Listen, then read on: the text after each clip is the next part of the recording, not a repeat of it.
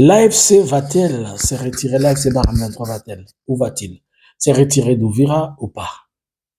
Suspense. Beaucoup de cœurs sont en train de battre et les gens sont en train de dire asseyez-vous. Emmanuel Ramazani Chadari a été kidnappé, nous pouvons le dire, à son domicile à partir de 4 heures du matin, aujourd'hui le 16, une destination inconnue. Nous voulons savoir pour quelles raisons et qu'est-ce qui se passe. Alors, abonnez-vous, likez, partagez, restez connectés à nous. Si vous nous laissez un commentaire, vous nous laissez un like, vous serez le plus merveilleux. Nous sommes la première chaîne d'analyse.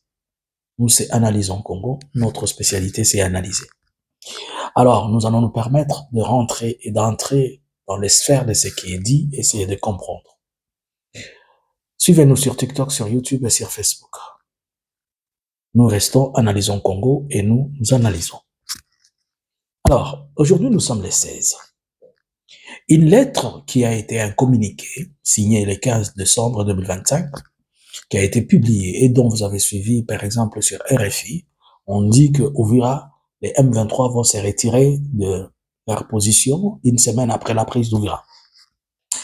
Premièrement, aujourd'hui à Ouvira, la population, elle dit qu'elle a retrouvé le calme qu'elle n'avait pas depuis longtemps. Il dort, on le tarcasse plus, il n'y a plus ces histoires de coups de balle à gauche comme à droite. Aujourd'hui, le 16, il va y avoir une marche pacifique à Ouvira, depuis le port de Kalundu, de toutes les forces vives, les religieux, la jeunesse, tout le monde, et ils vont venir juste au niveau de la mairie pour remettre leur mémorandum. Il y a eu des sensibilisations et des meetings, tout s'est bien passé. Alors suivez-moi attentivement.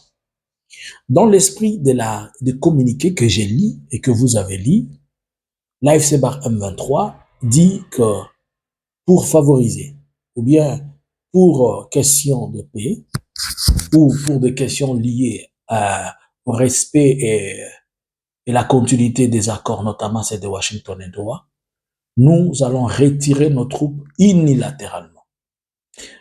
Première bêtise pour moi, on ne retire pas unilatéralement les troupes.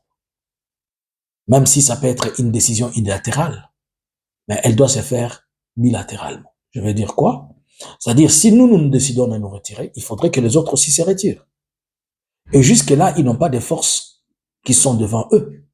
Parce que vous ne pouvez pas vous retirer et laisser une ville vide. C'est les forces qui sont devant eux, on regarde ensemble. Au niveau CID, c'est-à-dire l'axe qui mène vers Makobola, les dernières positions du gouvernement sont à 80 km au niveau des Baraka. Entre 80 km, puisque on les avait fait fuir de Makobola, on est en train de les suivre, peut-être aujourd'hui ils seront à Suima, je ne sais pas, et peut-être à Lucenda, ils vont avancer. Bon. Au niveau de l'axe qui mène vers Bukavu, les derniers fronts, c'est à plus de 800 km. Les dernières positions FARDC, vers le territoire de Lubero. D'ailleurs, vous le savez, qu'à Lubero, il y a beaucoup de renforcements et de ravitaillements, probablement Butembo est dans les viseurs. Au niveau de l'Est, je prends l'axe qui va vers Bukavu, le Chabunda.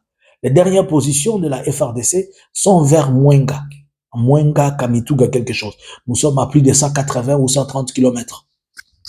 Et c'est ici, à l'ouest, à l'est, puisque c'est à l'ouest, à l'est ici, où il y a des troupes burundaises, où les dernières positions FRDC sont à 30 km au niveau de la capitale Bujumbura.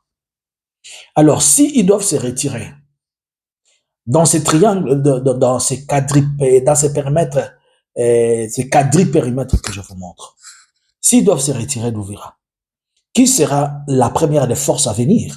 C'est la force de la RDC et du Burundi. Alors que cette force n'est pas autorisée à venir, suivez mon analyse. Ça, c'est la première des choses.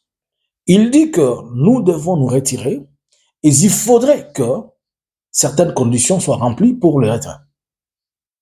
Ou bien certaines conditions soient mises en place. Par exemple, il faudrait que les gens ne profitent pas de cette occasion comme ça a été la fois passée à Walikale, où les forces sont retirées, les autres sont entrées.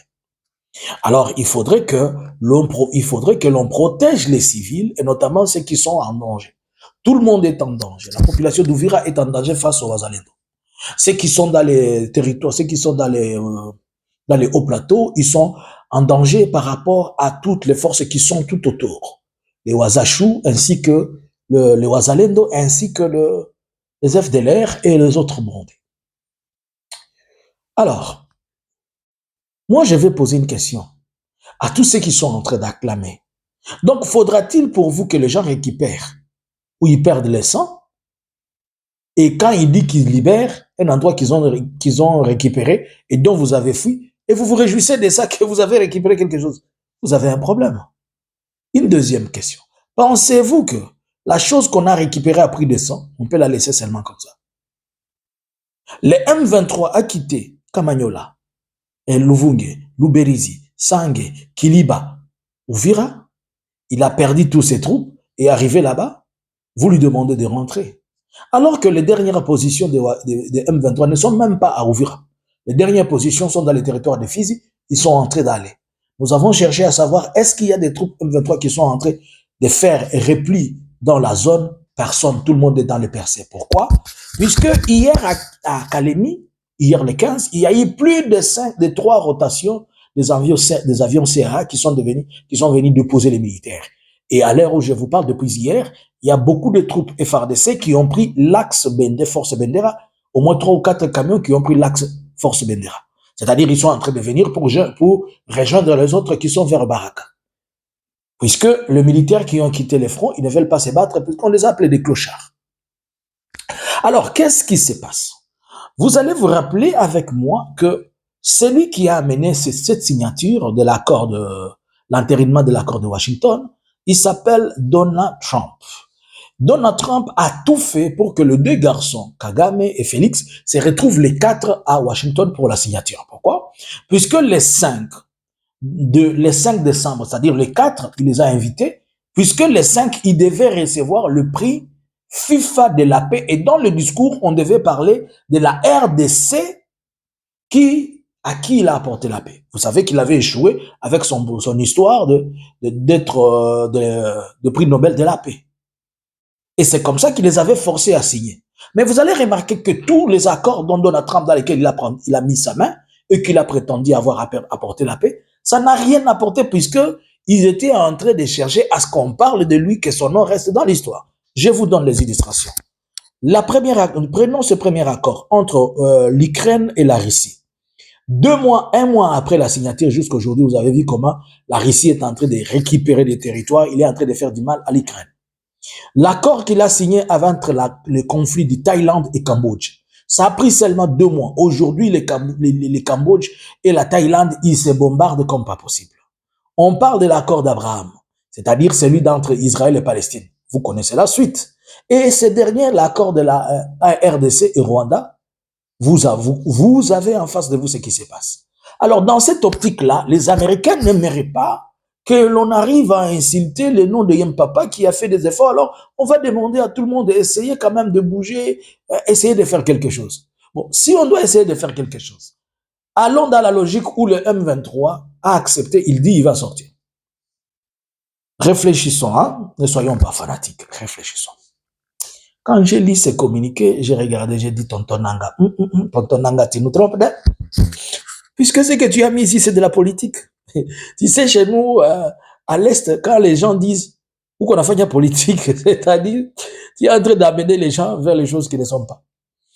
Si quelqu'un peut lire ces documents, et vous comprenez les contenus, vous allez comprendre seulement que Nanga a dit là-bas, on ne bouge pas. Je vous explique comment. La condition qu'il a posée, c'est la condition la plus compliquée.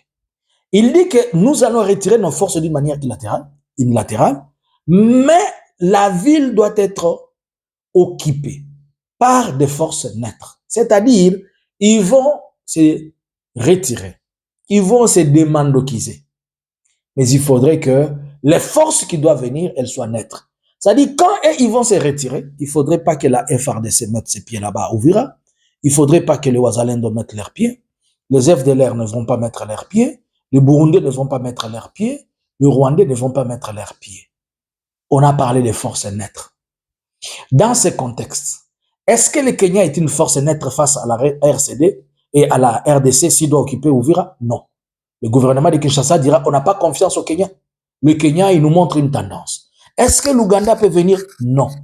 La M23 dira aussi et les autres diront non. L'Ouganda ne peut pas venir puisque l'Ouganda est déjà en opération là-bas dans l'Ituri. Il faut trouver une force neutre.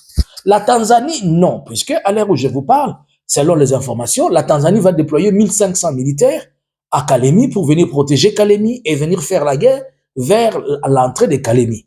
Donc la Tanzanie ne peut pas venir. Alors que Uvira, c'est une cité qui a plus de 200 000 personnes. Pour sécuriser Uvira, il faut pas moins de 5 000 personnes. Pas moins de 5 000 personnes. Qui est capable à ce moment-ci de donner 5 000 hommes de troupes pour venir sécuriser Uvira? Est-ce que l'Afrique du Sud est la bienvenue? Non. Par rapport à son comportement de la fois passée à Uvira. À Goma, on ne peut pas dire, l'AFC va dire je n'accepte pas. Puisque pour qu'une force vienne là-bas, elle doit être à la fois acceptée par l'AFC, elle doit être à la fois acceptée par le gouvernement de Kinshasa. Et si l'AFC par M23 n'accepte pas, elle ne peut pas venir. Si le gouvernement de Kinshasa n'accepte pas, elle ne peut pas venir. Est-ce que l'Angola peut venir? Non.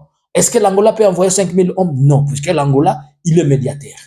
Est-ce que la MONUSCO n'a pas de troupes? La MONUSCO a des troupes qui sont à Goma.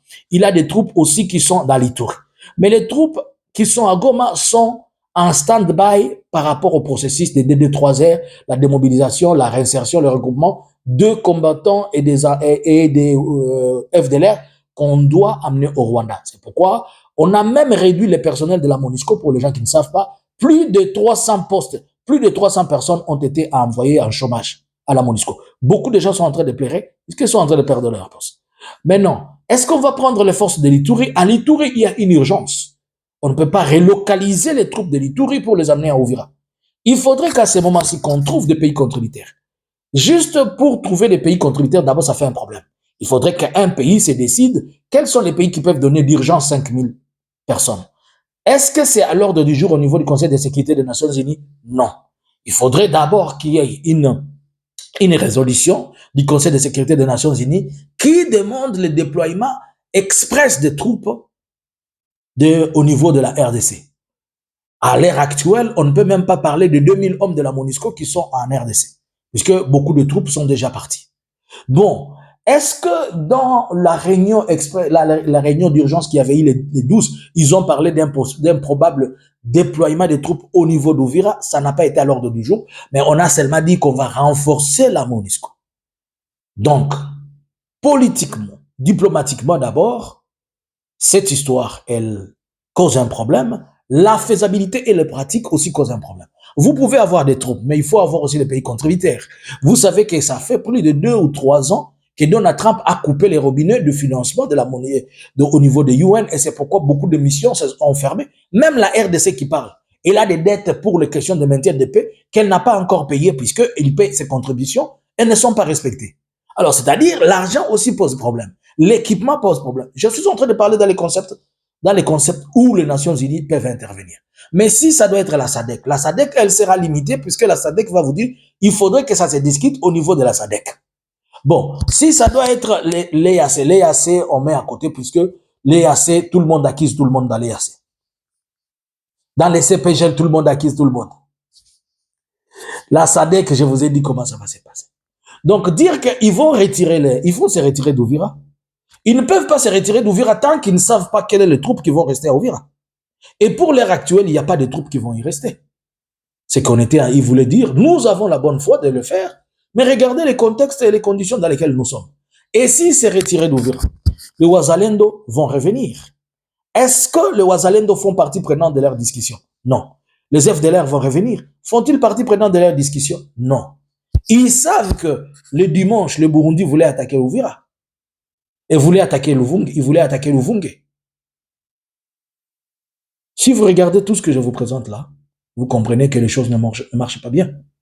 Et surtout que on n'est pas en train d'aller vers la normalisation, on est en train d'aller vers les choses qui ont amené les conséquences de certaines choses. Par exemple, nous avons appris que, à part la Tanzanie, le gouvernement de la RDC est parti solliciter le Tchad. Et le Tchad a, vous savez, c'est une ancienne proposition, on a encore renoué. Le Tchad a accepté d'envoyer 15 000 hommes qu'on va envoyer à Kisangani pour protéger Kisangani afin que Kisangani ne tombe pas, puisqu'il y a des fortes menaces sur Kisangani aussi. Pourquoi donc Félix ne peut pas prendre l'argent qu'il est en train de jeter dans le pays et le donner aux FRDC? Puisque pour Félix, la FRDC, c'est une armée de Kabila. Et toute chose qui a trait à Kabila, pour Félix, il faut le faire tuer et le faire disparaître. C'est pourquoi ils vont même à chercher ses habits, comme le marabout le lui dit, ils vont chercher ceci, ils vont chercher cela, ils n'en trouvent pas. Mais je me pose la question, Félix a dit que tout appartient à Kabila, ainsi il nie tout des choses à Kabila. Mais les redevances minières que tu es en train de prendre, l'argent des mines dont tu es en train de bouffer tous les jours, c'est Kabila qui a laissé ça à table. Pourquoi ça aussi tu n'abandonnes pas? Hein? Je n'ai rien dit, vous n'avez rien entendu. Maintenant, les mêmes FRDC qui vont encore voir venir les Tchadiens, ils vont encore voir venir les Tanzaniens, et vous leur donnez 20 €. Les Tanzaniens, vous leur payez si c'est 1000 le mois ou 2000. Excusez. Vont-ils continuer à faire la guerre pour vous? Vous allez vous battre, vous allez prendre les forces étrangères, ils vont venir faire la guerre pour vous. Mais les États-Unis est préoccupé et tout le monde est préoccupé par la régionalisation du conflit. Et c'est dans ce sens-là qu'on peut demander à tout le monde de faire profil bas. Voilà, il y a le débat sur Uvira est encore loin. Et Uvira, je vous dis, oubliez ça. Laissez Uvira tranquille. Moi, je vais Uvira, oubliez, oh, ils vont partir, ils vont... Je vous dis, aujourd'hui, il y a une marche, et vous allez voir les images dans la journée, vous allez voir même les mémorandums qui vont être ici. Alors, par ailleurs, nous apprenons l'arrestation du secrétaire du PPRD, Emmanuel Ramazani Chadar. Il a été kidnappé vers 4 h du matin. Aujourd'hui, nous sommes le 16. Mais moi, je me pose la question, pourquoi donc on a kidnappé Ramazani Chadar? Est-ce que c'est pour l'obliger à signer, accepter d'entrer dans l'union sacrée? On veut lui proposer un poste ou quoi? Non. Ça, c'est une première. Mais je pense qu'il y a aussi une autre raison. La raison est liée aux récents événements qui se sont passés à Jelem. Lesquels? Au niveau de Jelem, vous savez, nous vous avons alerté à propos du marabout de Félix qui ont demandé à ce qu'ils viennent prendre les habits. Et lorsqu'ils sont venus prendre les habits, ils les ont amenés, je ne sais pas où. Comme ils ont vu que le secret est sorti, ils sont revenus pour planter les armes. Et comme, pendant qu'ils faisaient leur manœuvre, ils avaient arrêté 4 personnes. Les 4 personnes qui ont été arrêtées, parmi lesquelles le jardinier, le sentinelle, ce papa-là, on les avait amenés, après les avoir fait transporter les histoires qu'ils ont pillées, on les a forcés et on est en train de les torturer, qui donnent le numéro de 2 personnes. Le numéro de Maman Olive et le numéro de Joseph Kabila. Pour quelle raison? Je vous explique. Mais le monsieur, comme vous savez, le jardinier, où est-ce qu'il va trouver le numéro de son boss? Est-ce que c'est son boss qui le paye? Le boss passe par une autre personne. Il y a une autre personne qui gère ces histoires, donc ça n'a rien à voir avec lui. Vous vous rappelez que Félix a été en Angola. Do you remember? Il était en Angola le dimanche. Alléluia. Et quand il est parti en Angola, c'était pour voir Lorenzo, son cousin. J'ai vu quelque chose en esprit. Je l'ai dit à quelqu'un. Quand j'ai vu ce que j'ai vu, je me suis posé la question, c'est quoi? Je vais m'arranger que cette partie, je la prenne aussi, je la garde, puisque quand je dis des choses, ça ne traite pas d'arriver, au moins je vais vous rappeler. J'ai vu Lorenzo. Il va bloquer l'argent. Il dit que Félix est en train d'utiliser l'argent comme un bébé. Il est en train de gaspiller l'argent. C'est ce que j'ai entendu dans la vie. Je fais une vision. Ça, c'est pas l'analyse, c'est une vision. Dans la vision, je vois Lorenzo. Il compare la gestion du côté de l'AFC, il compare la gestion de Félix, il dit, les gens là-bas sont sérieux, mais celui-ci dépense beaucoup d'argent et il les utilise comme un enfant et il a vu. Ok, il a bloqué. Qu'est-ce qui va arriver demain? Oh? Qu'est-ce qui va arriver demain? Je ne sais rien. Nous sommes le 16 décembre 2025. Quelque chose d'économique, de finance, une source va tarir dans les jours à venir. Une source va tarir, quelqu'un va pleurer. Je vous dis. Félix se retrouve à dimanche en Angola. Pourquoi est-il parti en Angola? Il est parti en Angola, on dit que c'est pour relancer la question de discussion, de négociations, mais il n'a plus besoin d'aller en Angola pour ça, puisque il y a Doha qui est là, qui est assise et qui continue. Et les gens l'attendaient pour démarrer Doha, c'est lui qui a fait encore le caprice. Bon. À l'heure actuelle, il faut peut-être espérer s'il va y avoir un dialogue entre Congolais. Mais en réalité, il est parti selon les sources diplomatiques et les sources proches au niveau d'Angola, au niveau du palais d'Angola, le palais présidentiel d'Angola. Nous apprenons que le monsieur est parti supplier Lorenzo pour qu'il aide, qu'il entre en contact avec deux personnes. Qu'il entre en contact avec Félix, et plutôt avec JKK, Joseph Kabila, et avec Nanga. Mais Félix, il y a un problème. Toi-même, tu es en train d'envoyer les marabouts pour aller prendre les habits de quelqu'un. Toi-même, tu vas piller chez quelqu'un. Toi-même, tu as déjà condamné quelqu'un à mort. Mais tu es en train de le chercher pour faire quoi? Est-ce que tu penses que tout le monde peut réfléchir et raisonner contre toi à contre-temps? Puisque c'est toi qui empoisonne et dépoisonne à la fois. C'est toi qui insulte et qui bénit à la fois. Et tu penses que tout le monde a la même culture comme toi. Il va demander les numéros à Lorenzo. Pourquoi? Puisqu'il a peur de la chute du Katanga et il se voit que si le Katanga est asphyxié, que le jour où bakoboto la Félix Katanga, ne bongo na ekozonga na place. Na banda bango depuis 2024. Tant qu'on n'a pas encore pris le Katanga, il ne va pas sentir la chaleur. Goma, ça lui a fait la pression. Il dit, oh, on peut quand même, comme on a le Katanga, bon, les ressources du Nord Kivu et Sud Kivu, on peut voir, mais le Katanga est encore là. Mais quand on va couper le Katanga, les garçons vont réfléchir. Et c'est dans ce sens-là qu'il va avoir peur. Il dit, oh, les laboureurs et ses enfants. Il dit, il voit sa mort prochaine. Puis venir les enfants, leur parler avec témoin cette fois-ci. Gardez-vous de manger tout ce que vous avez réussi du Katanga. Gardez-vous de manger tout ce que vous avez réussi du Katanga. Et Lorenzo ne pouvait pas le mettre en contact avec Kabila. Lorenzo a dit non. Mais pourquoi il veut donc négocier avec ces deux personnes alors que Assezi les a déjà tués? C'est dans ce sens que je crois, et je trouve que mon analyse est réelle, qu'il est en train de chercher à ce qu'il fasse pression sur Shadari pour que lorsque Kabila va apprendre qu'on a arrêté Shadari, il va appeler. Et si Kabila n'appelle pas, il va ensuite lui dire, vous voyez votre monsieur vous a sacrifié, il ne vous aime pas ceci et cela. Peut-être quand ils vont rien avoir chez Shadari, ils vont passer chez le président, disons le vice-président du parti actuel, le vieux Aubin Minakou. Je ne sais pas. Mais tout porte à croire que le monsieur cherche les numéros de Chikaka. Kabila, Kaba, numéro, pesa muninga numéro. Ah, Kabila. Félix Zoua Stilo na bigna pesa. Comment numéro oyo? Soko komi numéro oyo contacte Kabila. C'est le 073 95 76 742. C'est mon numéro. Je n'ai pas de numéro de téléphone de Kabila. Pourquoi tu as besoin de chercher Kabila? Qu'est-ce qui se passe? Alors, essayez de comprendre que je suis en train de vous montrer les choses qui sont en train de se passer dans ce sens, et certainement nous allons savoir ce qui va y avoir au courant de la journée.